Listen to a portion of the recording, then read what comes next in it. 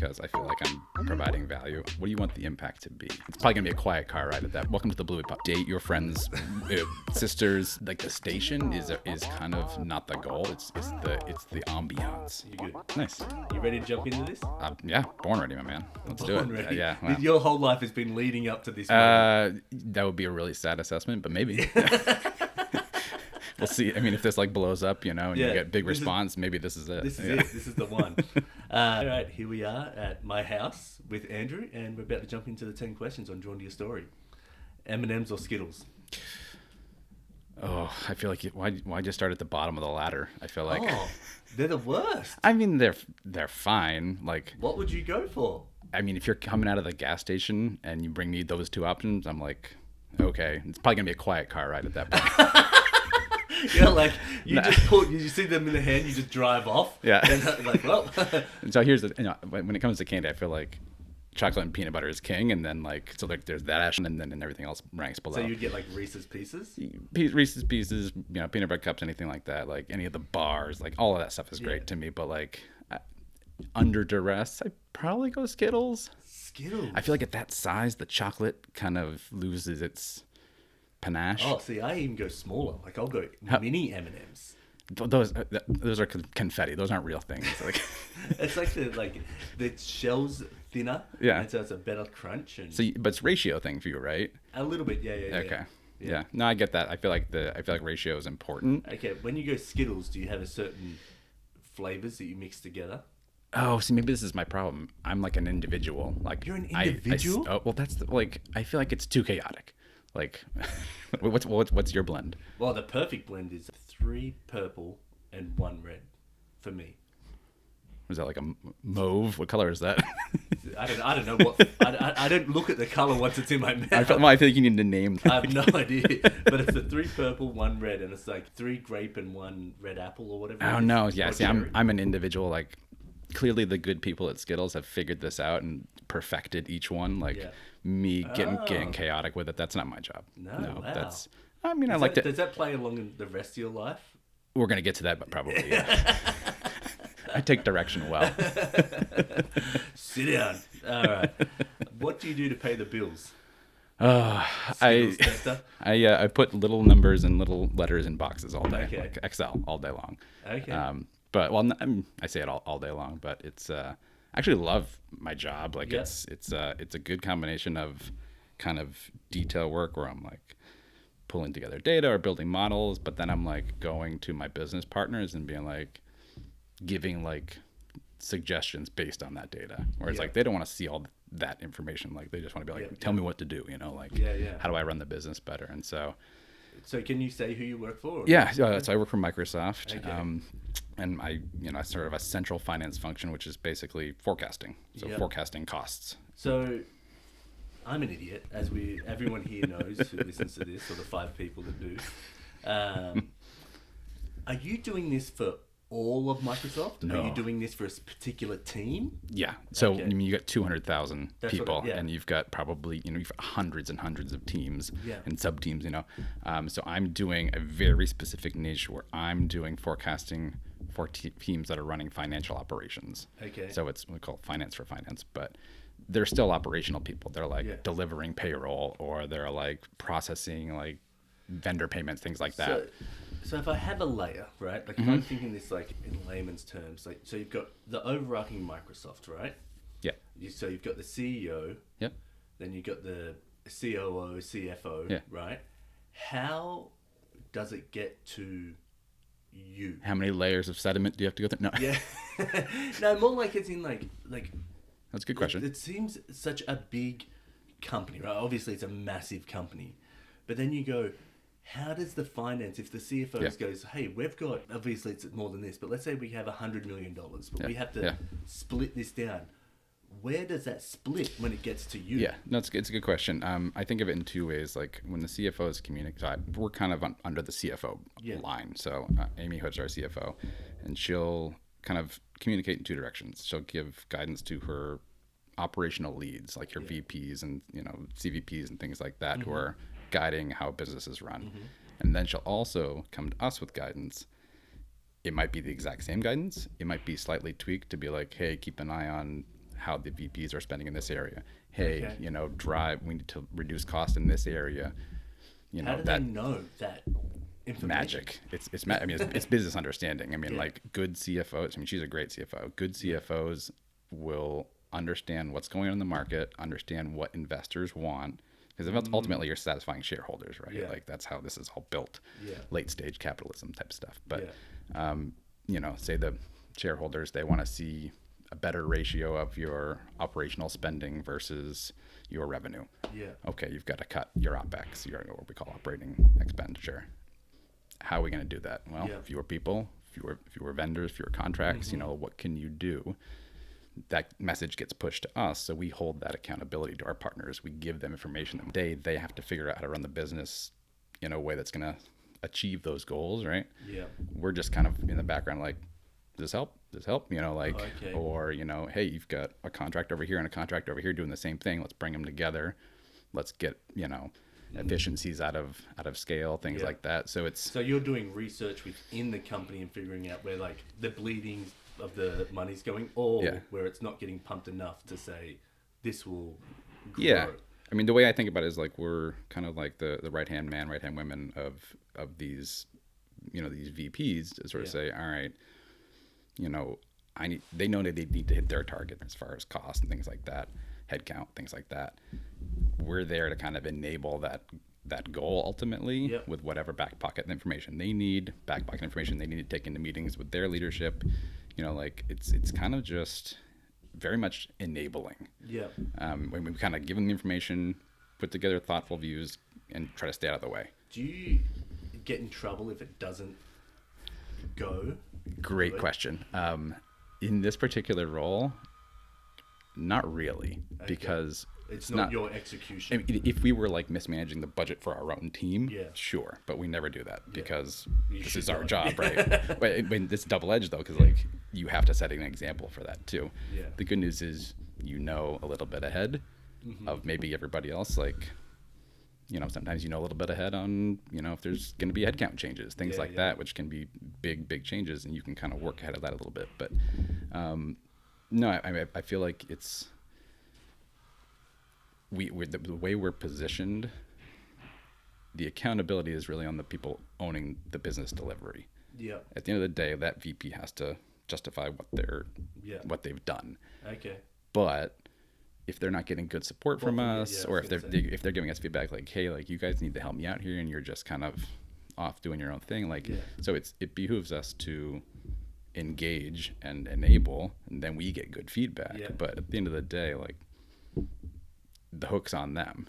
Now, if they don't know if they didn't have their information, if they weren't in touch with us, like that can go both ways. You know, our job is to reach out and kind of grab them by the shirt collar every once in a while, like, hey, you got to do this, you know, But then that's the tricky part of it is, right, is like we have no hierarchical sort of ownership of what they do.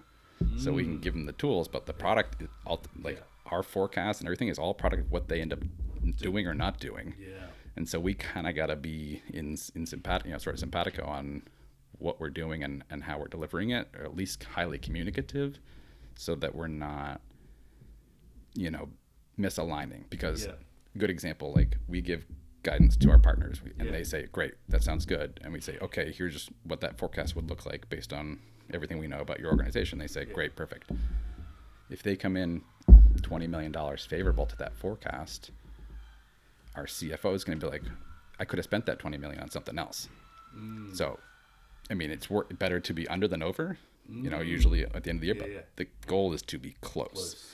Because it hurts you either way. Yeah. And so it's kind of a lot of that kind of, you know, course correction that we're trying to help with, and messaging management sort of thing. So it's a lot about kind of how things are being under and being like, hey, you've got $20 million extra, and they're like, well, I could have used that over here, where I would have thought, oh, we save $20 million. And there's more layers to it, because it's like, hey, save me $20 million, great, slap on the back. Next year, you're not getting that $20 million back because you already did it. Because we know you can do that now. And so there's all these sort of. That's a little. I always find that a bit strange. It is, because that sort of it's a bad incentive. Yeah, bad incentive. Yeah. Like, you're not making me. Yeah. So there's a gamesmanship to it, and so like you have to read partners too. If they're like, oh, we really need this money, and I'm like, well, you're not spending it.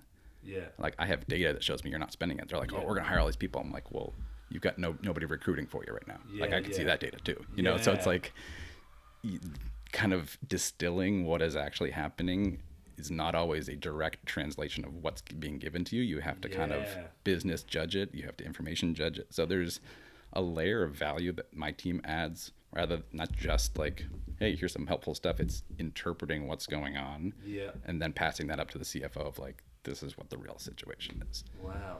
So here's the question I have: is when you're a child and you're, let's say, 9 or 10, and you're like, you know what I really want to do? I want to crunch numbers.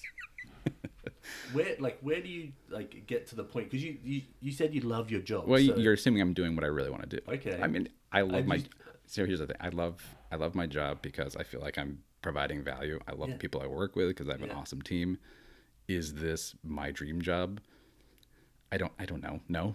I mean, like, I don't. What would be your dream job? That's the thing. Is like I don't even know. Like, see, I feel like that's a lot of people. Like a lot of people. Like I got into this and.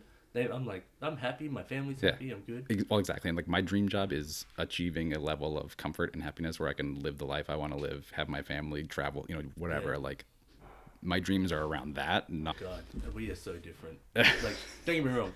I want all that stuff for my family, but I put so much pressure on myself to make all this stuff work. Yeah. Where I'm like, if I look back at 90 and I haven't made anything work creatively that I've wanted to. Like I literally put that massive box head there because I was so stoked on it, and I just put it there today for this, so I could be like, yeah, okay, I've done something creative lately.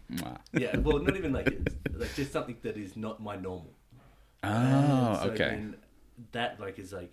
So do you always have to be changing what you do then, because it has to evolve for you? That's a good question. I think that I'm always curious on trying different things, and so literally that big box head came because it was Boxing Day last Christmas, and I was like, hey kids, let's make a big box head, and there's this artist Wayne something, I can't remember his name, but anyway, he makes all these massive big box puppets and stuff like that, but huge, like, and fills up museums with these huge ones, and I was like, I want to do that as well. Just for the sake of it. So I was like, Boxing Day is now me making stuff with all the leftover boxes. And that's where that one came from. But it was so satisfying. And then I created a cartoon character off it, Mr. Box Brain. Sure. And so then I did so that's one of my side characters. But then I would want this to grow and this stuff to grow bigger than me. So if someone was like, in 10 years, have you watched Drawn to Your Story? They got a new host. Yeah.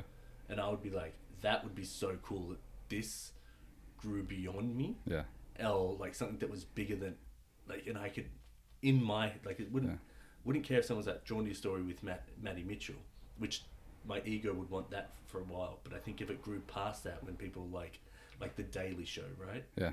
Not putting it in that level, but the Daily Show, and they're like, it's Drawn to Your Story, and they got this artist doing this season. So I'm curious, and not to flip the conversation back at you, but like, because I think I have a parallel here, but I'm curious. Yeah. So like, what do you want the impact to be? Oh, fuck. Or do you just want there to be impact? So it depends on where you look at my creativity. So when I'm doing this podcast, I really, really like the thought of everyone being able to share their story. But to me, it's important that everyone understands that everybody has a story. So when you're standing behind someone at a coffee shop, you never know what that person's story is.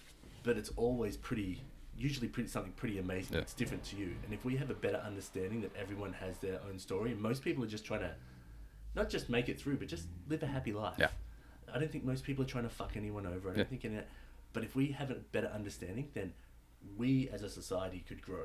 If you told me I was 90 and this show made this huge impact, Nobel Peace Prize, whatever, I would die the most happiest person. I'd just be like, sweet. So at the end of the day, like, you want to make lives happier, easier. You want to make people feel more comfortable in their own skin, like all of these things, right? Yeah, and have fun with it at the same time. So you asked sort of when I became interested in being whatever it is I am now. Yeah.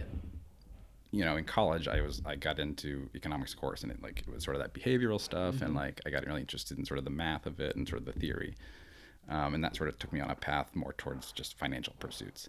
But like the way I think about my work and the way I think about my impact is, yeah, I'm doing stuff for the company, fine. Yeah. But like if I build a tool or a model or something that works and that is insightful and that makes everybody, like the lives around me in my business space easier, like my boss, you know, the partners I support, if it gives them insight, if there's an ancillary benefit that helps the company and everybody does, you know, like I feel that impact. Now I will be the first one to profess that I am not a creative person on any level. Like I don't want to draw a pencil sketch. Like I have not a bone in my body. Like I always joke because I'm like I would have done well in like the military because it's just like you do this. I'm all right, aces, let's go. You know, but like so I've never felt that creativity, but like when I build something in that space, that's the only space where I actually feel some creativity. Well, so it's so funny because I feel like everyone says this, oh, you're so creative, and I'm like, well, it's two things. One, I've trained my brain to be creative this way, but so when I look at you doing that stuff, I'm like, you're just using different tools to be creative in that world. Yeah. So that to me, it's all we're all doing. I mean, that's what most people get paid to do. Yeah. Is not just do what already is done, and like, you know, you talk about AI and sort of what's going to get like it's the rote stuff, it's the the repeatable stuff. What people want is insight and creative thinking. Like, you need that everywhere. Yeah. And like, I look at you and I'm like, I'm like amazed. I'm like just like the vision, and to be like, I'm gonna create a character. I'm gonna build a giant, you know, cardboard man, and then now that's a tradition now. Like, my brain just doesn't work that way. It's so funny because there's a part of me where I'm like, I wish I could. It's just where I'm just like, oh wow, that you were just like content and happy with someone saying, hey, do this, get that. I go home, I do this. Like, even when I was working at a 9 to 5, I would go home and work until 2 in the morning on something that I wanted to do. Because you needed that outlet. I needed it. Yeah, and you didn't feel like you had it or weren't good at it in the office space, right? Well, not so much good that I didn't get to do what I wanted to do in the office space. Got it. So I would say that even now, so I just finished the the second book in this 3 series that I got commissioned to do, literally just last night. I've been craving to do something tangible, and I'm like collecting like crappy bits of wood, and I'm like, it's coming, and I'm like really craving it. I can feel it, and so I'll have to get that out of my system before I can like commit. You have to see the outcome, and like, and you have to see the value in it for sure. Yeah, or just it'll be something dumb. Like I bet you I just want to sand a bit of wood, and then like I'll do a dumb drawing, and I'll be like, thank you, get that out. But I wanted to make a point. There's a study done, or I can't remember where I heard this, but there's a reference of these 2 nurses that are two cleaners that are in a hospital, and how they view their jobs impacts the way that they look at stuff. Have you heard this before? No, but I know, I have a sense for where you're going to go. Okay, so one nurse is just like, I'm here, I'm cleaning, fine, doing whatever. The other nurse looks at it like, oh, I'm here, I'm cleaning, and I'm making this a better place for the patients. And if this is clean, I'm doing a great job, then they get a better stay, then the doctors do a better job, and then that. So the one that's happy, even though they might earn the same, they might do that, the one that's happier is the one that feels like they've got a purpose doing that. And as soon as you said your piece, I was like, that's exactly what. I mean, there's value to be created everywhere. And if you view yourself as an intrinsic part of that value that's being produced, if you know that you are important to that outcome, that's where I get my value from. Like, I'm one person in a 200,000 person company. Like, where's my impact?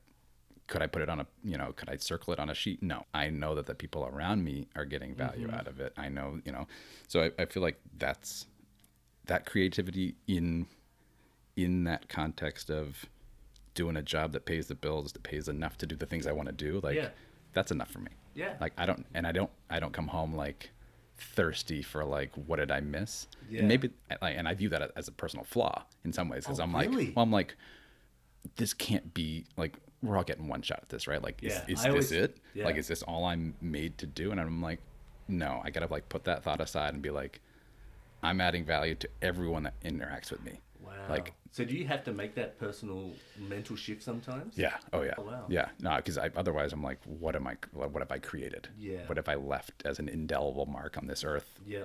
To wonderful children, obviously. Yeah, but yeah. like, you know, as someone who is not a creator, you have to figure out what your dent is. Yeah. Well, even as a creator, like, who am I impacting enough? You know what I mean? Well, I mean, that's such a troubling question to keep you up at night. Is like, Oh, am I God. doing enough? No, You know? I woke up at 4 a.m. last night, right? I had to take we got a little puppy, little fluff ball, had to take it out, pee. I come back and my brain just goes, oh, we're on. We're having a party of ideas. Yeah. I have no idea where this idea came from, right? I was like, I wonder if they can make prosthetic eyes that have some sort of Wi-Fi chip that can connect to the brain so they don't have to connect it, but then you can have better assets to that eye. Yeah, Bluetooth eyeballs. I got you. Yeah, exactly. That's exactly what I was thinking about. And I was like, how would they do that? Could they do it this way? Would they be able to get the nerve ending pathways to connect to a chip and then put that at the back of the eye? I was like, on this rampage in my brain, I literally tell my brain, please stop. I need to sleep. You have a busy brain then. 2 hours later, oh my gosh, my dog whimpers and I'm like, oh my gosh, I'm not asleep. Yeah. And it was just rattling on. Like, I don't know, like, me gonna do anything to this? No. Yeah. Why would my brain want to do that? And I was like, but in saying that, of like leaving an impact, someone is going to achieve something like this and they're going to be like, oh, I made all these people that could not see be able to see again. Like anyone who's like a scientist, a medical professional, one of the guys I interviewed on this is curing brain cancer. Oh, wow. And I'm like, what the fuck am I doing? Like, That's I draw tough. pictures. Like, That's tough. No, I've like, I went to school and like, you know, I have friends who are like lawyers and doctors and like surgeons and like trauma, you know, I'm like, I'm like, that's real. Yeah. Like what I'm doing is not real. I'm like shareholders, like, well, that's not real. Yeah. You know, like, and so I think that is tough when you like, but we need all types, right? Yeah. Like you can't get away with just surgeons. Like, No. Everyone's a surgeon. And I think that's like, I think that's a justification I give myself sometimes. It's like, no, like I'm a cog, but like I'm the right cog for this situation. Yeah. And like I can be a happy little cog.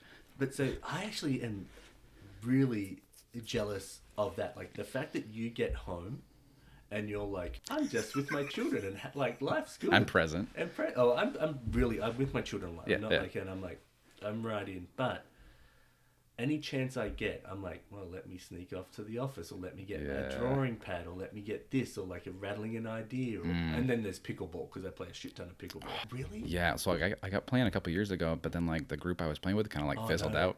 If you've got a circuit, get me in. Oh yeah, come over to Everest and I'll get you done. Yeah, cemented. This is happening. Yeah. Good. Let's do it.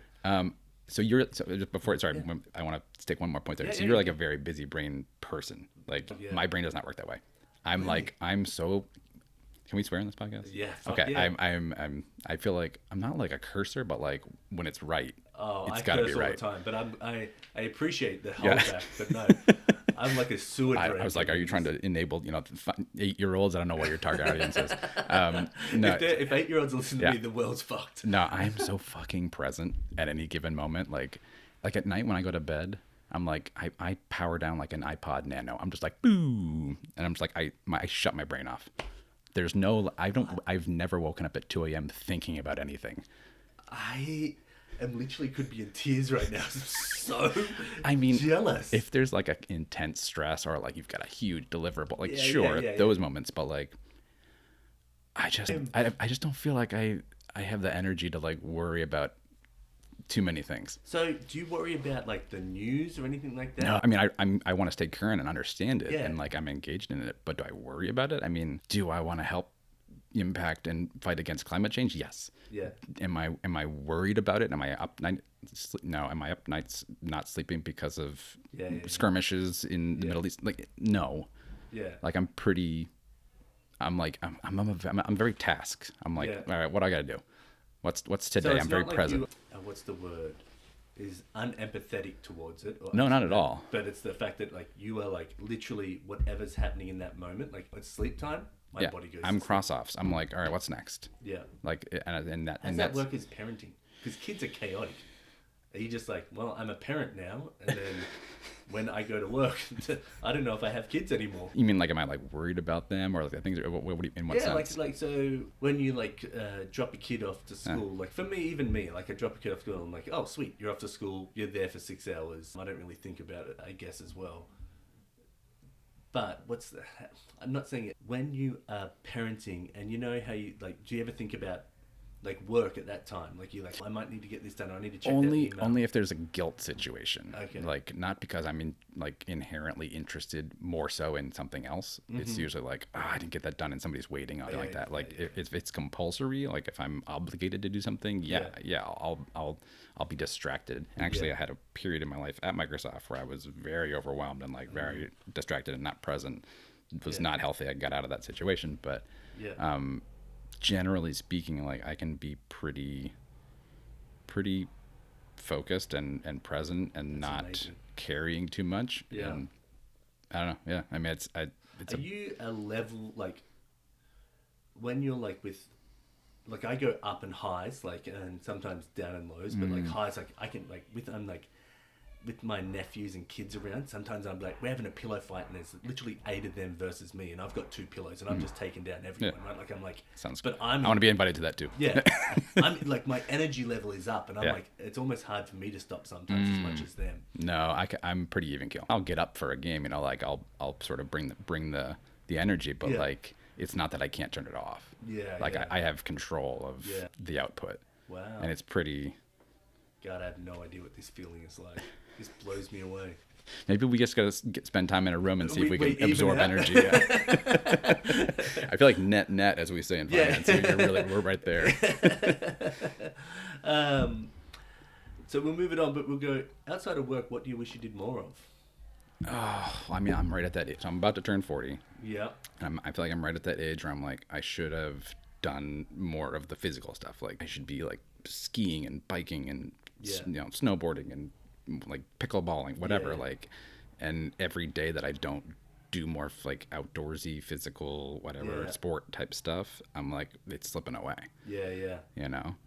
And it's something that I really enjoyed as a younger person, and was like, and I got a full-time jobs take it. Oh, of course, like I mean, like kids, like so I'm like, but I'm like, at the same time, I'm like, if I don't use it, it's use it or lose it, right? Like, if you don't use it now, in 10 years, it's gonna be hard to do. Hard to get back into it. Right. So and same thing for like hobbies and things like that. Like, did I have hobbies? I don't even remember. You know, like it's been so long. I always think of people, any adult that learns a new skill while they are a parent.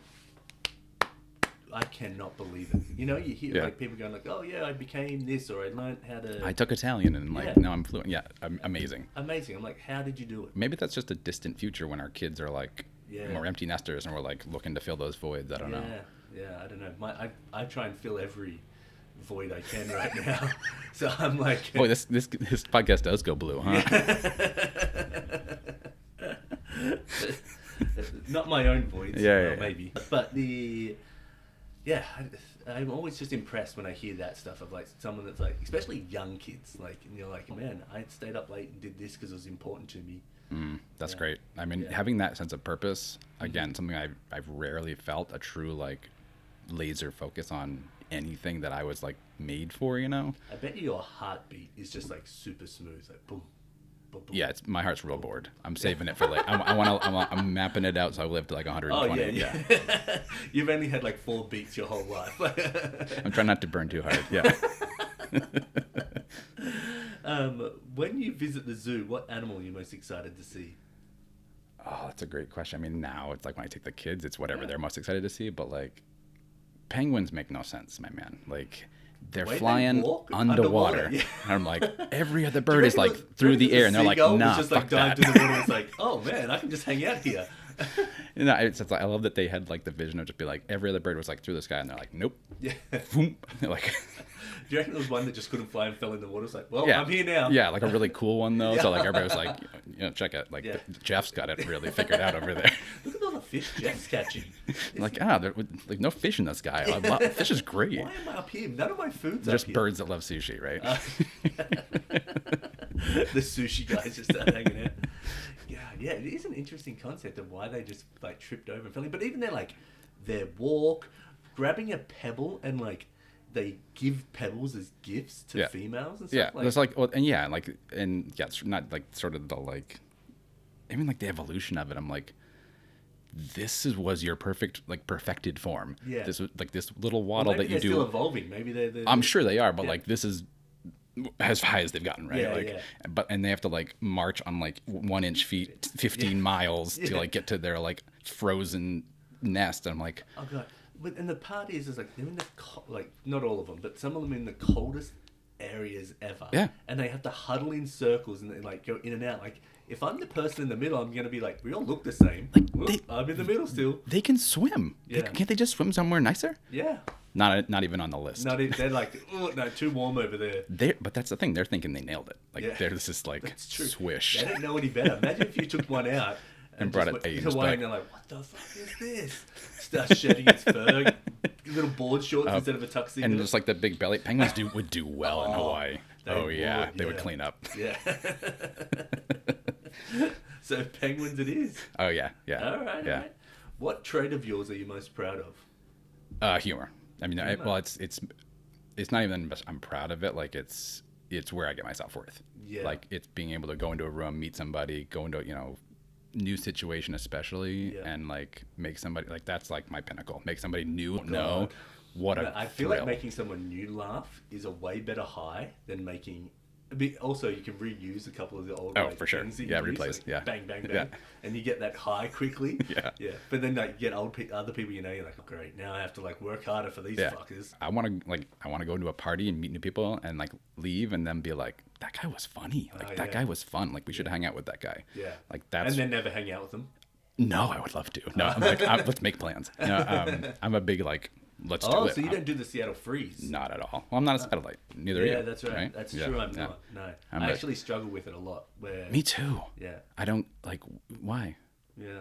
Like, let's just have fun. I will say where I'm from, the weather makes a big difference because you'll be down the beach for like hanging out with someone for hours. Oh, you want to go meet at the beach? Sure. You want to go come to my house for a barbecue? Oh, sweet. We don't have to have everyone in the house because it's like you can just be out and about. Yeah. That's fine. I grew up very New Englandy, which is like everything's in the house, and so like. But there's nothing else to do. So they're like, do you want to like go get a donut? It's like, yeah, well, I have nothing else to do. Like there's no beach. There's no fun place to be. Like, let's just, whatever you suggested, let's do it. Was it work that made you move over here? No.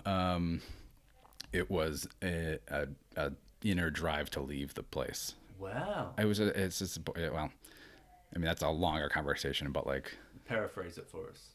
It was, I mean, by the time I was 15 or 16, I was like, I have to get out of here. Really? You knew that early?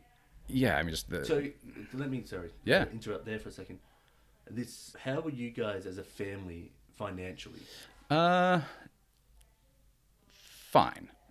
Like we paid the bills without a lot of sweat. Okay, so I think about like because I grew up in a real small podunk town. The fact that I live in Seattle now. Yeah. Oh, same. I tell myself, Matt, like when I'm ever down, I'm like.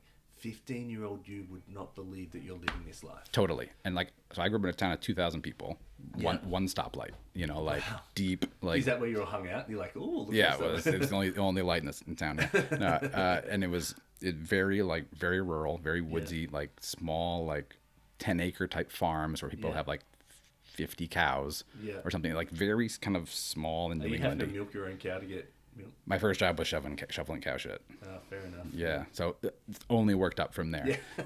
Metaphorically, it's the same stuff, but no, but it's the sights are so low. Like I distinctly remember my dad being like, "You need to take the civil servants test so you can become a mailman because that is a very good job." Like my dad worked construction for 60 years. Yeah, and so it's just like. New England, you get up, you grind it out, you come home, you go to sleep, you do it again. Like, no, so joy is irrelevant. Joy is irrelevant. It is. Like, to that culture, like, it's not about joy, it's about moving, just continuing. Yeah.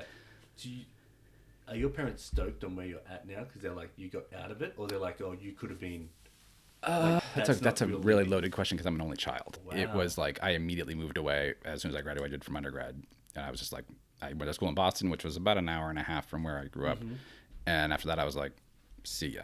I was like, the world beckons, and I had met people at university like that were from other parts of the country. What university did you go to? Brandeis University. It's like a small Jewish university. I'm not Jewish, but it is Jewish, just outside of Boston. Okay. So they call it the Jewish Tufts. Tufts? Yeah. Isn't that where...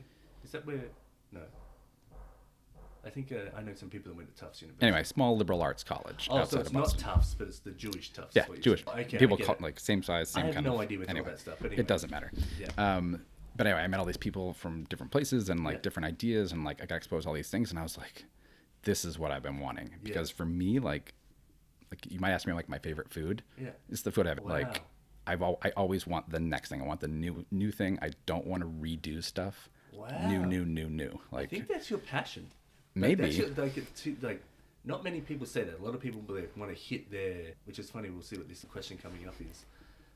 A lot of people want to hit their nostalgia a lot more. Like, I've got so many things that are nostalgic. Like, if you looked in our garage, because we're redoing the house now, it's all our stuff. I would say 75% of it's mine, and like stuff I couldn't give up from living in Australia both times I lived there. And so it's really interesting that like trying the new food is the one that you want to try. Like maybe like going to another place you haven't been to, like that stuff. Yeah. That's like, I know a lot of people want to travel, but usually it's like they say, oh, it's a travel to see that stuff. But you're saying it's that new. It's a curiosity factor. Yeah. Like it's always just like, well, I mean, like think about the best food you ever had. Like you had to try that once, right? Yeah, Like yeah. I haven't tried every food. No. I'm trying to try every food. Yeah. I'm eating a lot, trying to keep up.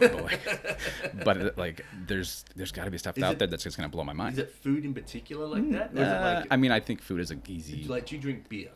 Yeah. Okay. I've had 4 today. I'm drinking one right now.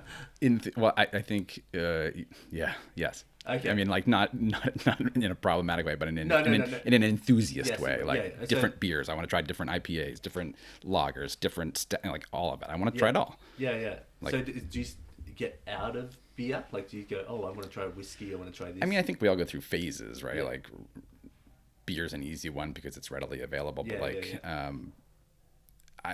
it's not like that I'm like a serial like interest person necessarily. Yeah.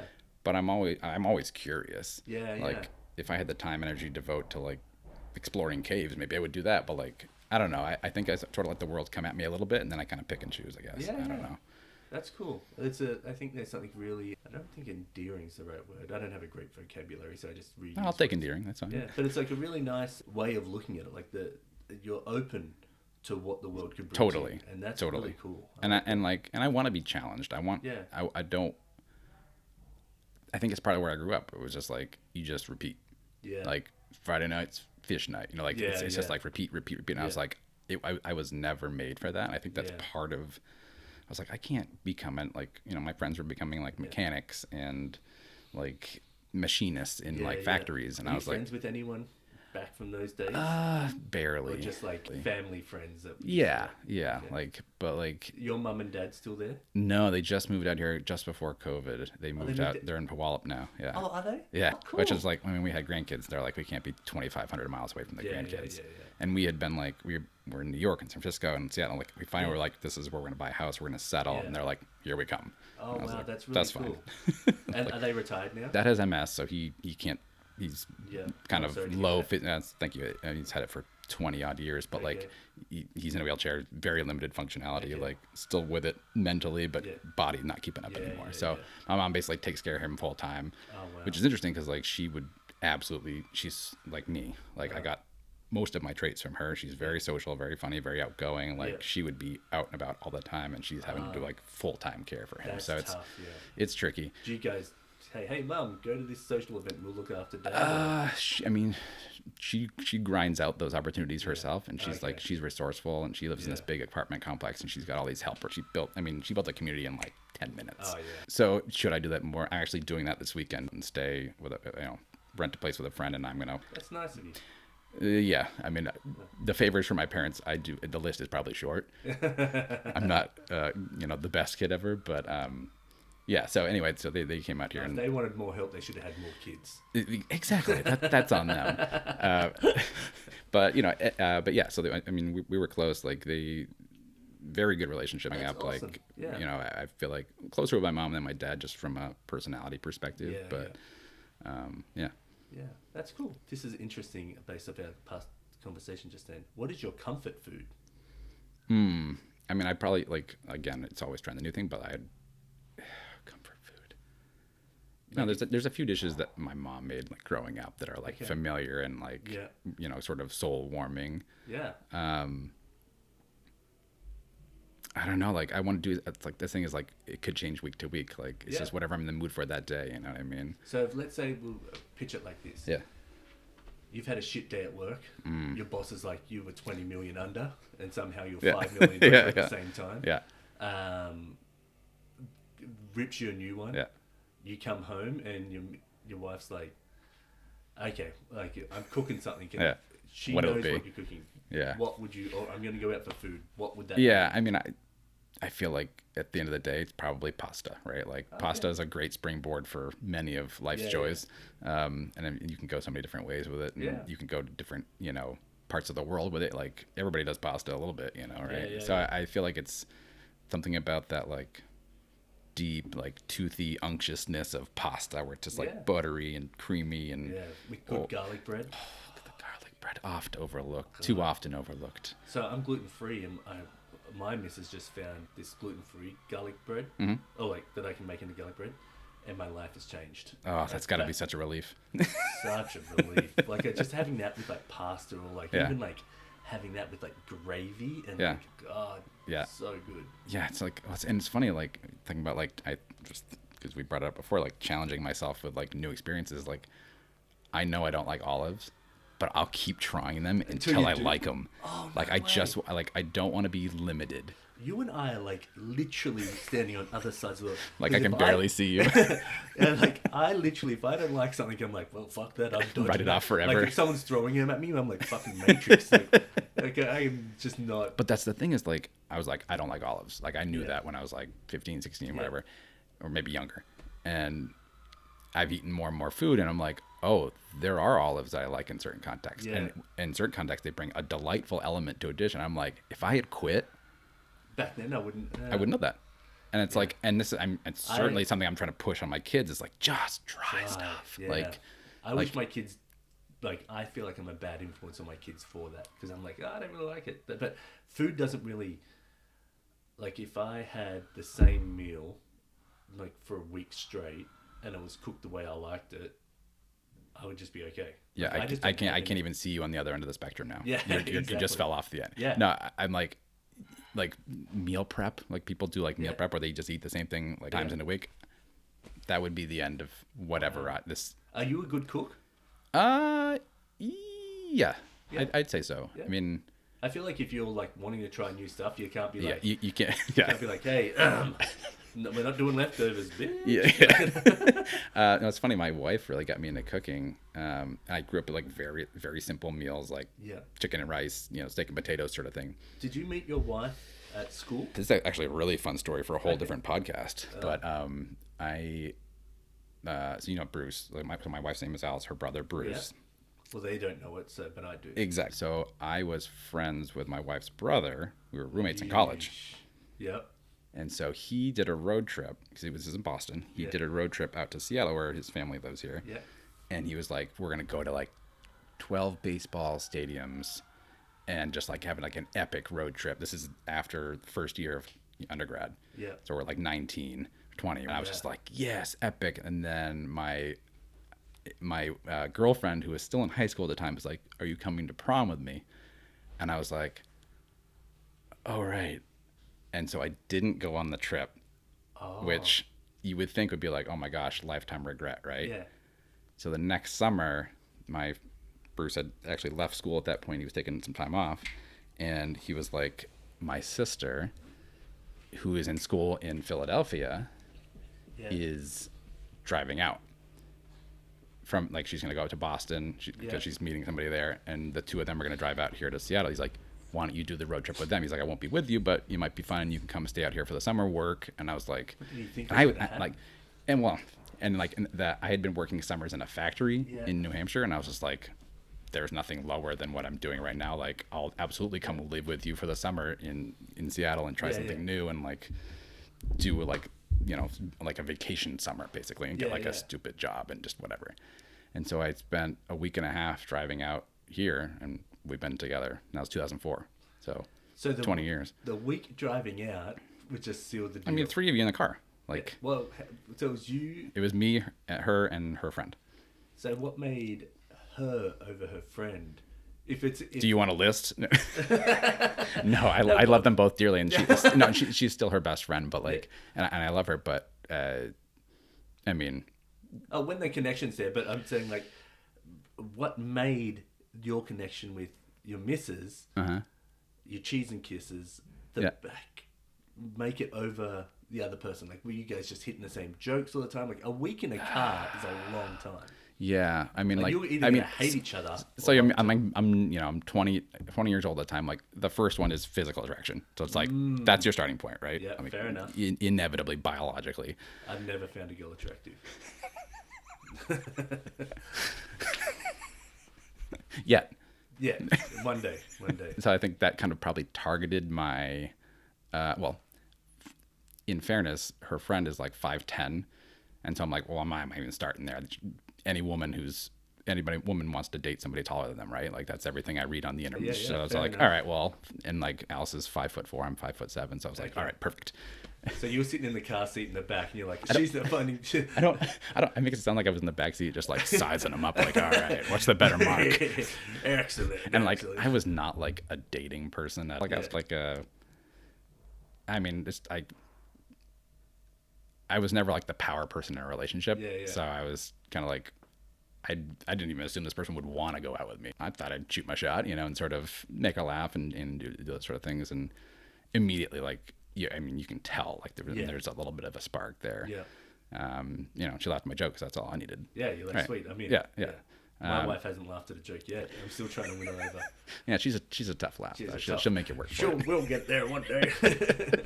But by the time we got here, I was like totally smitten. Yeah. At the end of that summer, she's like, we should probably like call it. Like, it's been a fun summer, and then like not in a mean way, but just like, we're going back to school. She's in Philadelphia. I'm in Boston. Yeah. And I was like, nah. But that's like 5 hours away, right? Yeah, or like an hour plane ride if you can get it. Back then they had those super cheap tickets where it was like $50 or something. You could fly on the weekend. What a time it was. I kind of feel like I should have lived in America that time. Yeah, what a time. The early aughts, as it were. The Limp Biscuit era, as we might say. Yeah, as we Durstians say, yes. Durstians. I hope people get that. I'm reading a book I'm reading a book right now, and I referenced another member of the band, and I was like, that's too deep. Too deep a cut. Was it Wesley? No, Wes Borland. The eye guy. Yeah. They referenced him, and I was like, wait, is this landing for anybody? Just me. Hit their target. The only Borland I care about is Al Borland from the show. Exactly. Yeah. You got to limit your Borlands. Yeah. I like that. But anyway, by the time we got here, like I said, we were gonna call it off. She called it off. She didn't call it off, but she was like, yeah, we're done, right? And I was like, no. And I definitely like wore her down after that. Yeah. A little bit, But I mean, I think she was still having fun with it. She just maybe assumed that we were kind of like summer fling. Yeah. And I was like, I don't have anything better. I mean, and like, I'm leaving that in. No, my wife would never listen this far in.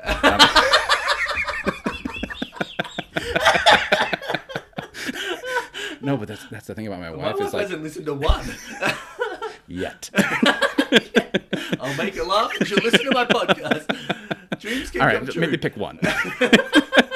They're mutually exclusive. Right? I can't wish for too much. Right. It's funny when I say and I had nothing better. Like, she challenged me, and maybe like she was a very confident and is a very confident, very outgoing. Like, she was like no woman I had met from where I was from, where it was just like kind of like a lot of like I mean I love them, but kind of like very regular people. And like she was like she challenged me on so many things, and I was like, whoa, like this is cool. Like, I want to be challenged. Like, I want to do things I'm not familiar with. Well, that leads into what you were saying before, right? Like, where you were like, there's something new, something challenging. Exactly. I want somebody who has a strong personality. So does she just like, when you come home from work, she goes, you don't know what? She'll throw tacks on the floor and like pushes you over, and you've got to survive. And you're like, okay, excellent. This is our foreplay. I feel like it's making me... Yeah. No, I mean, like she's not like a wild card, but she's just like, she was from a different perspective on life, and meeting her family, meeting her parents, like definitely like cemented all of that. People who are like emotive, and I was like, what are you doing? Why are you smiling? Why are you like what do you mean you cry as a family? Like, what do you mean you like share true like feelings? Like that was all what I was familiar with. I feel you on like that. You bury all that and then you die. And then you go. Yeah, exactly. And so I think it was that like freshness, and that like that she loved to cook, and like I didn't even know what an avocado was until I was 20. You know, like what's an artichoke? You know, like, and so like things like that were just like it was. What about them? What, the artichoke hearts where you have to like peel it and eat a little piece off it? All the poor artichokes, like all the work for such a small yield. And God. Is it that good? It's just a mayonnaise scoop. Well, I was going to say, all it is basically you're eating a leaf and dipping it in whatever sauce you like. Yeah. People are like, oh, your kids like artichokes? I'm like, they just scoop mayonnaise and lick it off. Like, what are we accomplishing there? Yeah, no. And the family loves it here, and they eat that little piece off until they get to the heart. And I'm like, that was a lot of work for this much. Like, I'm out. It's not a rewarding. No. Anyway, so she was just such a breath of fresh air. Like it lightened my life. Like, so are you and Bruce best friends at this time? Still. Yeah, but still you are. Yeah. So when you said, "Hey, ooh, I might be trying to bang your sister," or I don't know I think it might have been the latter. This is confession time. Okay. She told him. Oh no! Yes, which is like such an embarrassing, like 20-year-old me was just like, I don't want to tell him. But like, I mean, you know, Bruce, like, and like, such a rad dude. And it's so funny because he's like, why would I want somebody I don't know to be dating my wife? Like, and he's like, I know you, I respect you, like we're best friends, like you are my best guy. Like, but you can't share funny stories. Yes, that is one sacrifice you have to make. You can't like we don't go like skinny dipping with him and his wife because that gets weird. So it probably curtails a certain amount, but like we weren't like hound dogs anyway. It's not. I mean, you know. So I feel like in the end it was like. To be fair, I didn't really and he was like, oh, like he's like, now you are part of my family. Like we get to spend all this time together. Like what's better than that? Was she ever worried that like, or does it ever happen where it's like you and Bruce, especially before kids, were like, hey, we're hanging out, and she's like, whoa. But we lived together. Bruce and I lived together in Ballard, and Alice graduated she was a year younger. She graduated and moved back out here as well, and she was living somewhere else.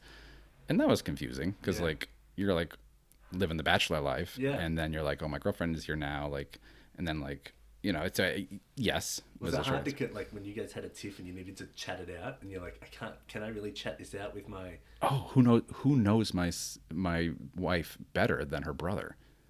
Oh yeah. Like, talk about somebody who has was he ever defensive? Like, I feel like I would be like, whoa, that's my. So and he was so even-handed about it, but like he knows her so well that like anything I came to him with, like he'd be like, well, it's because of this. He knows the full history. Like, imagine meeting your spouse and like your girlfriend at the time, and like and having the full history.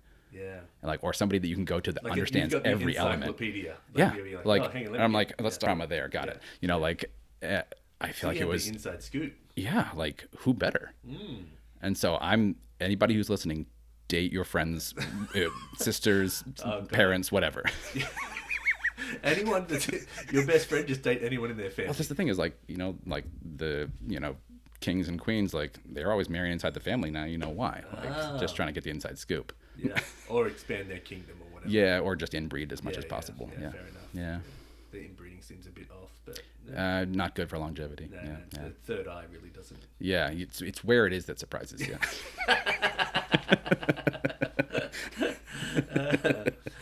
All right. On that note, what is something you have overcome that makes you proud? Oh, this is the white privilege portion of the podcast where I haven't had. I mean, have I had to overcome anything?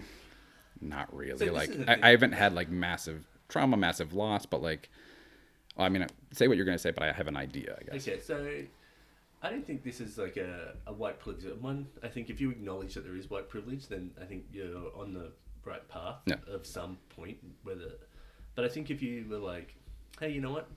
I haven't had that big of a trauma, but me getting out of my small town was something pretty big. Well, so that's what I would say. And Yeah. I think it's tough because I'm sure if I listened to other episodes of this podcast, it'd be like, I left a war-torn country, or like my parents were immigrants and didn't speak, like, I feel like I had. That's not your. That's exactly. Not your so story, anyway, my story is that I had, like, as somebody who's not innerly motivated in a lot of ways, like I kind of rise to those around me. Mm-hmm. And so like I saw that in school and things like that. It's like I always kind of just did what I thought I had to do to sort of match the ones around me, right? And so like, so you're like the person that they say, like, if you're going to train with someone who's fast, I'm a follower. Train with the fastest. Oh yeah, I'll whatever I'm doing with somebody else, I'll try to do it to their level, but I will not exceed that, which is good and bad, right? Like you play up or down to your competition. Yeah. But yeah, like the fact that I knew that I needed to kind of get out of there, and like I didn't have like college prep courses. I didn't have like guidance counselors being like, you're going to go to Harvard or Brown. It was like, do you want to work here, or do you want to like be like, do you want to work with wood or metal? Yeah. Well, my assumption was, even back when, so we've known each other for years, like peripherally almost, sure. But I thought that you would have, I would have guessed your parents were like a teacher, or a parent was a like some sort of, whether an educator or something like that, which is stereotypical. What makes you say that? Because of the getting into finance and stuff like that. No, not at all. So my mom, like admin, like secretary, sort of, and my dad construction. No, not at all a product. It was absolutely happenstance. Me going to university, seeing people doing stuff around me, and being like, I'll try that, and then being like, ooh, this is kind of fun.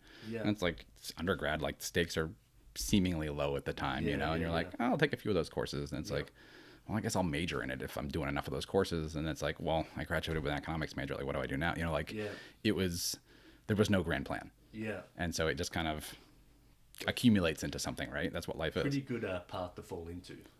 I mean, it's funny because I'm sure there's like repressed stuff that my dad sort of drilled into me. It was just like,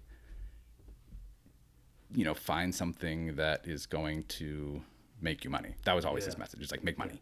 Yeah. He's like, it wasn't about like your purpose, or you're this close to becoming like Wolf of Wall Street. But it wasn't even that. It wasn't even like make Wall Street money. It was it was like make mailman money. Yeah, yeah. Like that was the high sights that people set in that area. Back, like sometimes, because when I was going out of high school, there was no big plan as well, and there was just my mum, when I was younger, she'd be like, "You're going to go to college. You've got all this chance to grow and do something amazing." But then it sort of like petered off. But I remember going out of high school now, and I was back, and I'm like, there was no plan. There was no like, they were like, get a job. It didn't matter what job. It'd just be get a job. Yeah. Job is the goal. Yeah, job. There was no high, like, even now, if I was still working a construction job over there, they would think that I'm very proud. Like, they'd be like, oh yeah, he's doing well. Oh yeah. For sure. Like if you hold a job, like that was the bar. Yeah. And so like, but what's funny though is like, yes, I ended up in something where I was like, I probably went into it because I knew it might be stable or it might be able to make a little bit of money, but like, I probably would have been just as happy in a construction job. Yeah. Could I gotten the same, could I have derived the same value? Like, oh, I made this thing for somebody to live in. Oh, the guys around me are great. I made them laugh. Like the station is kind of not the goal. It's the ambiance. Yeah. It's what's going on around me. And that's the same for my current job. It's like, I just want to work with people that I like. I want to make their lives better. I don't care that I work for Microsoft. I mean, I'll work my butt off to earn what I earn, but like, could I do it at 10 other companies? Sure. Like, yeah. And so in that way, like, I'm definitely not like, there was a time where I was like, oh, I need to like go into like environmentalism and like be tied to my outcome. Yeah. And then I kind of just was like, and I think I said at the top of the podcast, like, that's not the outcome I care about. The outcome I care about is my family. The outcome I care about is my happiness. The outcome I care about is all these other things that are not the widgets that I make. Yeah. Yeah, that is a very nice like callback, like 360 on that. I just want to make a soup that I'm happy kind of floating around in, like, and like maybe I add a little salt to the soup and it gets a little better. Yeah. But like, I'm just we're all just making soup together, you know what I mean? If you're in a hot tub, you're definitely making soup. Love a good 8-10 person hot tub soup. What are 3 things you were grateful for? I mean, easy knockoffs, wife and children, you know, like, Yeah. I mean, Usually family and friends, they sort yeah, of bucket together. sure. I mean, just, I mean, opportunity, circumstance that led me to meeting the people I've met that challenged me beyond what I could have ever imagined, you know, back in the day. I think that's been a privilege, you know, to even just have the opportunity. People around me that have been largely supportive, like to not have a lot of negativity. To my family has been, you know, aside from my dad having MS, like very healthy lineage, like people living to like 100, you know, like. Well, that's because their heart beats once every month. Well, yeah, and they're all like just like, you know, sort of mutts of like 50 different ethnicities. Like it's like the dog you get at the pound that has like 10 things in it. Like they're gonna live forever. In Australia, they call them bitsa. Bits of this, bits of Yeah, that. exactly. So I'm totally bitsa. Like people are like, you know, what's your? I have no idea. Yeah, It's me neither. 15 things, you know. But like God willing, I'm gonna live to 100. You know, like yeah. and because of that sort of biological diversification, right? Now I lost the track. What was the question? Oh, so like you. So the three things I'm grateful for. So family broadly. I'm like, I don't want to cheapen the family one because it's like It's the such a thrill big- of every day is Yeah. nothing to discount. It's the obvious one, but yeah, just the opportunity Opportunities, and sort of the butterfly effect of where I am now. Like, how did I get here? Like a million different decisions distinctly. And I love to tell this story of like, I was in my high school dorm room, freshman year, forced triple, like cell block type, you know, tiny little room. Yeah. And I had two roommates. One was like the #1 distributor of sort of drugs and paraphernalia on campus, which was like, I had nothing against that, but I was like, that makes me a little nervous. Is like on a campus that wasn't supposed to have that sort of stuff. Yeah. And then my other roommate was like the #1 consumer of that. Like a wealthy kid who just like was like, sure, let's do it. And so I was like, I didn't really enjoy being there. I was like, all right, they have like this freshman mixer. I'll go to this freshman mixer. And I went and like, you know, edged my way into a group and like made a joke and like we've been talking about. Yeah. And somebody laughed and I was like, hey, where do you know, like, and then you go up and then it turns out it was Bruce's roommate. Wow. And so just like daisy chain, like met his, you know, wife, Yeah. like all of these things that just like, and like, it's a weird thing to feel grateful for, but it's like, because it's so abstract. I know. I fully like see that, and I think that was skateboarding for me. Like I can go back and see how skateboarding led me to even meeting my wife. Like all this stuff. You should do a podcast about Maddie's podcast, or like Maddie's skateboard trajectory. I think people would get bored real quickly. I guess if it's you by yourself pontificating, that's a lot. Yeah, I figure people like over time they'll like get to know. Yeah. Like on this of different stories and stuff like that. But, Yeah, that's so funny. It's But I got that same sort of feeling. Like I know what I mean. Yeah. It's reminded me of the first time I met you. I distinctly remember this, and I'm sure you don't, but. Did I whip my dick out? That's the second time. Okay, no, so you were like, I think you said we were getting to know each other, and like someone, you were like, I don't know if it was you or like somebody around was like, oh yeah, like Maddie skates. Yeah. And I was like, I've just moved to the West Coast. Like, I'm like, maybe like, I asked you and I was like, it's like longboard or like, and like the disdain on your face, like the disgust that I would imply that you were anything but like a pure, like legit skateboarder. Yeah, I probably still have that disgust on my face. I remember distinctly, and I was like this guy's got a personality that I'm going to enjoy because you were like, it played in that moment. It was like funny and like I was like, oh okay, kindred, good. Yeah. I've always enjoyed your company. It's been that's what I want to leave this podcast having you say. It's like even when we bumped into each other up here, and it took me a second to like put this in place because it just wasn't pieces out of context. Yep. And I was like, what? Oh, awesome! And that's like, you know what I mean? Like that sort of vibe is just awesome. I love it. Yeah, good. All right, we got our 3 gratefuls. I think so. I think we got there. I mean, there's a lot to be grateful for. Yeah, there is a lot, but I think we got them. Well, one thing I did want to say, just on the opportunities, and it is so interesting on the opportunities that you get based on your geographical location. Sure. But the fact that you went from deep New Hampshire to like Boston and then over to Seattle, like Boston and Seattle are pretty two hot spots for a lot of stuff. But the fact that you get so many opportunities in those 2 spots, but if you stayed in New Hampshire, you probably wouldn't know what not you wouldn't know it, but you probably wouldn't have the access to going to work for Microsoft if you were still there. You get what I mean? I think so, yeah. So, and I feel the same way when I was like living down in Perth, about an hour south, is a place called Golden Bay, and it was a little small surf town. I sort of grew up there from when I was 15. I didn't know that you could be a developer and make anything. Not even knowing what's out there. Yeah. Exactly. My sister got a computer, and I used, there was this like photo editing program, and I like put 3 dots on it, and my sister came in, she was like, you can't use my computer. So I was like, get out of here. Yeah, I put 3 dots on a photo, and I was like, oh, you can do that, and then never thought about it again. I didn't have an email until I was 25 when I met, no, I was 23 and I met Jillian. Wow. Oh, I had one, I never used it. And it was something like See My Helicopter or something. Yeah, some random one-off brand they had at the time. Yeah, me doing some dick trick or something like that. Anyway, but the opportunities, and now that I've moved here, I was like, you have so many opportunities. Just even meeting people that do so many different jobs around here. Yeah, it's crazy. Well, it's all. I mean, it's cliche in business world, but it's like it's all networking, it's all exposure. Like, I my one goal when I was coming out of New Hampshire, like, I was in high school, I was like, I'm gonna get into the best college I can. Yeah. Because like I was pretty academic. I was sort of top of my class for a very small rural school, which basically meant nothing. Yeah. But 4 people, when you got like an A. Yeah, right.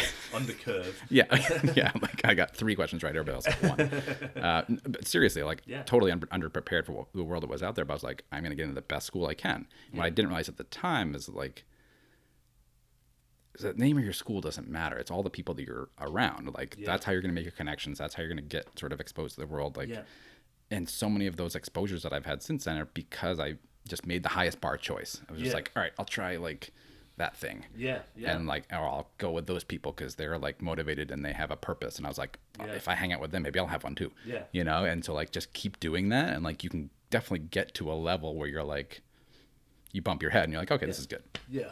Wow. I bump my head and I'm like, how do I get through Oh that? No, I think that's where you like, that's our big difference. Well, it's like, it's funny because like, in corporate world, like it's all like development plan, like what's your like, you're going to be a manager, and then then like like, do I want to advance my career? Yes. Do I want to be more impactful? Yes. Like, do I need to be like Mr. Manager? No. Like, not only does the title not interest me, like as much responsibility, like the stress, the all hours, like I feel like I got enough stress. Like, and I got enough money. Like, do I want more? Sure, but like not enough to like compromise other parts of my life. Like, we got to strike a balance here.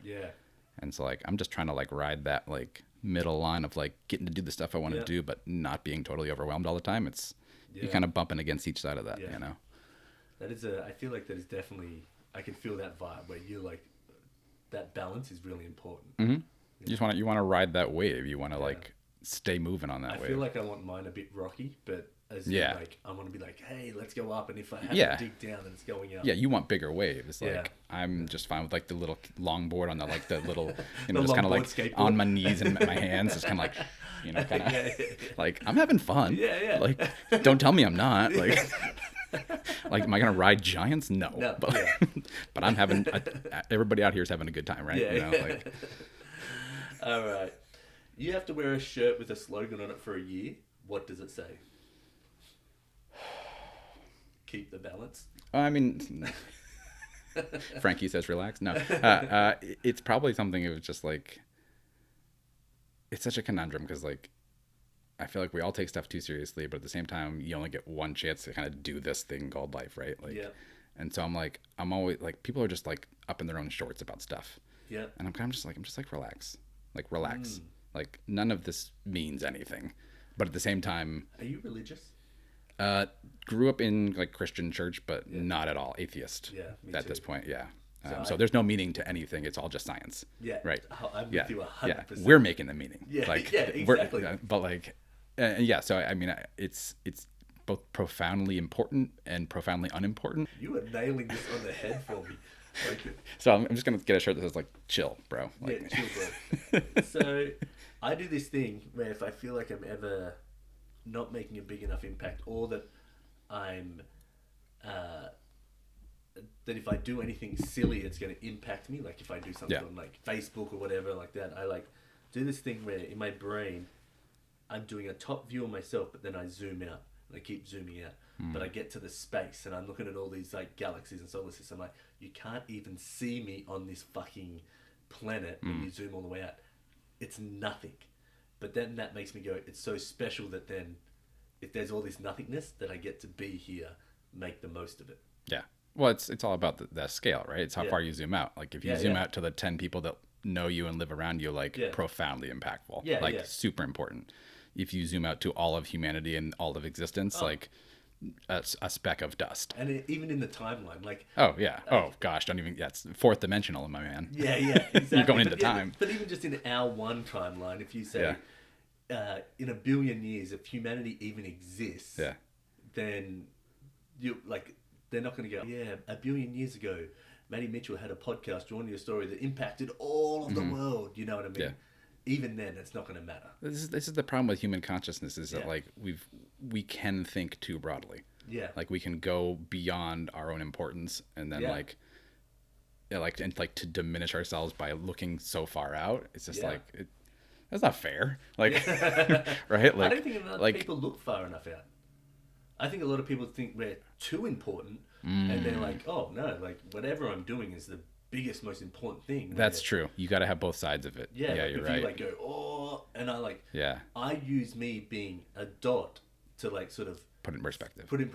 And like free myself of that sort of like, well, as long as I'm not being an asshole and hurting anyone. Yeah. There's a great Ben Harper lyric that is in Burn One Down. He says, "You're fine with me if you're not hurting anyone, and it shouldn't bother you," or something like that. If I'm not hurting anyone, if I'm just doing myself. Yeah. And I just love that line. I've just murdered it there. He does it better. But that's why he gets paid. Yeah, exactly. That's why I'm not on stage. But I've always just loved that line. Yeah.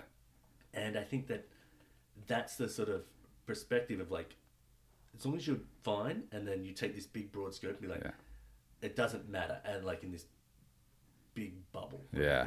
No, I think you're right. Like, and I think I think I do for myself more often than not. It's like I'm the big view.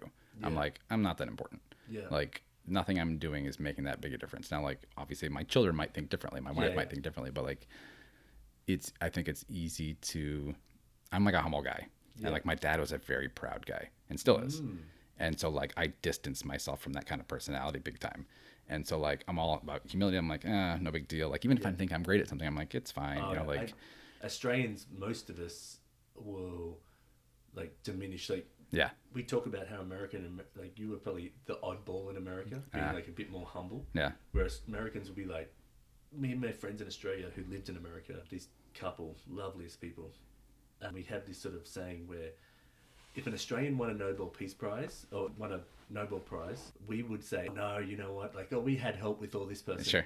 But if an American won one, but they weren't the winner, they just knew someone. Oh, you think they won it? Yeah. They'd be like, yeah, my mate won the Nobel Prize. Like, oh, we're like living it up. Like, they take ownership. Yeah. Oh. And like that's hard for Australians because we get here, and I'll talk like even when I worked at Nintendo, I'd talk my stuff down. Yeah. But Americans talk their stuff up, so I'd be like, even though I might be doing this level of work, they think I'm doing this level of work because I'm talking. No, it's no big deal. Clearly, I need to spend more time with Aussies because like the hubris, the like braggadocio drives me nuts. Yeah. And like I'll meet, I'll be introduced to like my, one of my wife's friends or something, and like, and here's her husband, and I'm like, 5 minutes, and I'm like, oh. Yeah. I'm just like, why? Like, who put it in your head that you're so important? Yeah. Yeah. And I'm like, congrats that you feel this way every day going to sleep. Yeah, yeah. But at the same time, I'm like, I can't be in your. Don't. I think it's this like thing that a lot of people put forward here, and so I could see that. Like, where they're like, where Australians are like, they keep all their like anxiety at home. Yeah. Yeah. Right. They just want like, oh man, like, and I will like when we play pickleball, you'll see I talk shit all the time. Like, oh yeah. And so like I love that stuff. See, I don't talk shit. I just back it up. I deliver. But so I love talking like shit, and Paul, like, but it's always in like this jest way. But if you were to say, if someone's like, Matt's really good at skateboarding, I'd be like, you know what, I can roll around. I'm like, okay. And I think that's part of what it is. Maybe that's part of what it is like being self-deprecating is funny. Oh, God. Being self-aggrandizing is not funny. No, it's not. Tedious. Yeah, it's trying. Yeah, like unless like I would go unless you go the all extreme, the way. Yeah. Like I'm God's gift to women. Like something. Yeah, exactly. Like totally. I mean, it's all about the right joke at the right time, Right, right? I'm Of with course. you, yeah. But like people that are earnest about how great they are, Yeah. even if you did win a Nobel Prize, I don't want to be around you. No. I bet you most of the people that do win a Nobel Prize are probably just like, yeah, but I've done other stuff as well. Oh, you think like they don't even think it's like the best thing they've done? I think they'll probably think it's really high up there, but Yeah. I imagine that they're either academics going like, well, there's all this other work that I've done as well. This is the one piece I've done here that's amazing, but I'm still going to keep doing it. Yeah. See, like if I won the Nobel Prize, it would be for like one thing that I tried really hard at because I can't do other stuff. Too. It can't just be one single kiss. I guarantee if you were like, I've won the Nobel Prize for the best widget that I've made, then I bet you'd be like, well, I've still got this other widget idea. Oh yeah. Well, then it just perpetuates it because you're like, oh no, I'm good at this. People think I'm good at this. Yeah. Like now I got to do more of it. Yeah. I wonder. I guess I should just have a Nobel Prize winner on here at some point. Yeah. Find out. You might expand the radius a little bit. You I don't know any. I don't know any either. There's probably one on the block here. It's gotta be somewhere around here. All right. Thank you very much. Thank you. This has been great. And then I hope you enjoy the illustration. I don't know what I was doing there. Let me do that part and I'll edit this out again. Cut. This time I'm not going to talk over you. You go. No, I was trying to do the chill brow like the shirt. Oh, and then I fucked it because I said chill bro. And so I fucked it. So many questions about Australians because I'm so curious. Yeah. And go for it. Full disclosure, we watch a lot of Bluey in our house. So do I, yeah. And what I want to know is that the best and most reasonable approximation of Australian culture that is available here in the United States. How close is it? Pretty damn close. Okay. That makes me feel good. I'll tell you what. It's that when I moved back there and everybody was saying, because I had young kids there, they're like, you've got to watch Bluey. You've got to watch Bluey. So I didn't watch it because I was like, God, Australian stuff sometimes, like once you've lived in America, like it can kind of grind you a little bit. But not saying that's terrible. It's just that I've been used to a certain thing. And so then we started watching it as a family and Jillian and I would be like, don't turn it on without us. Like, we want to watch it. Circle of Trust, I started watching it on my own. Yeah. Like, catharsis while I'm doing dishes after the kids go to bed. And I'm like, Bandit gets it. Like, Chili gets it. Yeah. Yeah. Right? It's so... And the way they do it, like, the dream sequences, the car ride, the way they explain things to the kids, the dad taking the kids to the pool but forgets everything, and the mum comes in, and the dad's like, you'll be fine, sit in the shade. Like, it just nails it on the head, the writing. I think what it's so special, I mean, welcome to the Bluey podcast. Fans of Bluey. I think the thing that makes it so great is like the story. I mean, the storytelling and the writing is incredible, of course, but like they play on enough of those like cliche touchstones so like you relate, and then they just tell these like the dream sequence. What like this person should be winning a Nobel Prize. Like amazing stuff. The magic feather. Feather wand. Oh God! And they can't lift it up and like. Yeah. I wonder. Like I was like that with my kids, and I will say this. I feel a lot more Australians are a lot more playful. With their kids. Yeah. But not only that if your kids come over my house, I'll be super playful with them. So when my kids go over someone else's house in Australia, they're super playful. When Americans, even when they don't have kids, I feel like they're not as playful. They're not as open to being sort of vulnerable in the way that play can make and it you. might be like location-wise. I can't talk for like... No, I think it's true. I think there's a reservedness, like being loose and playing is a very exposing sort of thing, and like dancing, things like that put you out there. Like I think a lot of people shy away from that. Yeah. It's, you know what it's done for me? It has made me play with my kids differently. Oh, wow. And it's like, and which is funny because I'm like, first rule to improv, yes and, right? So like, they'll be like, you're a statue. And I'm like, I'm doing like, not that I'm like some asshole dad, but like, get away from I'm like, the kids are to be seen, not heard. But like, I think it made play more accessible to me because it didn't have to be like, get a board game out or like, it was just like, you're doing this now. And me just being like, I've got a fun game for you. Yes, my head is very heavy and I have to put it on the floor now. Like heavy, like. And so like just that leaning in on that. I feel like it's made me so much more engaged in kid play than I ever was. So I feel like I do that a lot. I feel like a lot of Australians do that. That's why it resonates with us so well. But I've got a fun game for you with your kids that you can do. So when I'm in the grocery store out walking with the kids, and the kids are being a little like, they're just like, I don't want to do this. A little chippy, yeah. Yeah, and I'm just like, okay. So you got to touch them, and for 10 seconds they have to do whatever you say. So I say Dance mode. So you go wobbly legs. Yeah. Or you go concrete feet. But you can't touch someone if they're already in that. So you can't keep touching them. But then if they touch you, you have to do it as well. And they can be like, you have to dance like a chicken. Yeah. You have to do that. Yeah.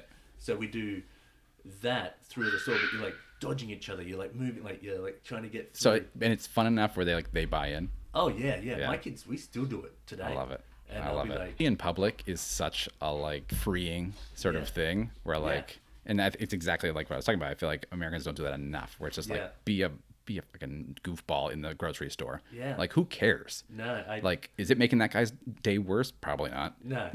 I say, like, when people see us doing this stuff, they're like, oh my gosh, they're having so much fun. And like, if anything, you're bringing joy. So it's like, what am I holding back from? Yeah. So anyway, yes and is maybe that's my shirt. Yes and. Yes and. Yeah, there we go. Yes and chill, bro. Yes and but chill, bro. Yes and I'm doing this here, but chill, bro. All right. Well, this has been great. Thanks, Thank Maddie. you very much. Well, thanks Appreciate for being it. on. This has been awesome. Happy to.